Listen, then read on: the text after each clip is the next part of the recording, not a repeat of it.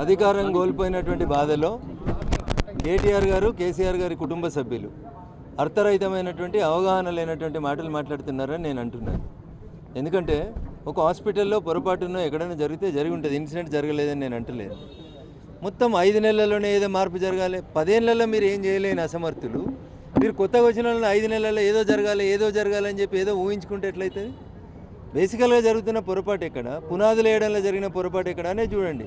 10 సంవత్సరాల్లో తెలంగాణ బంగారు తెలంగాణ అయిపోయింది, అంతా అయిపోయింది అనే మీరు పోయి ప్రగతి భవన్లు, సెక్రటరియట్లు పెద్ద 100 కోట్లతో కట్టినప్పుడు మరి 10 ఏళ్లలో మీరు కట్టిన దవాఖానలు ఏమైనా డాక్టర్లు ఎట్టిపోయినరు?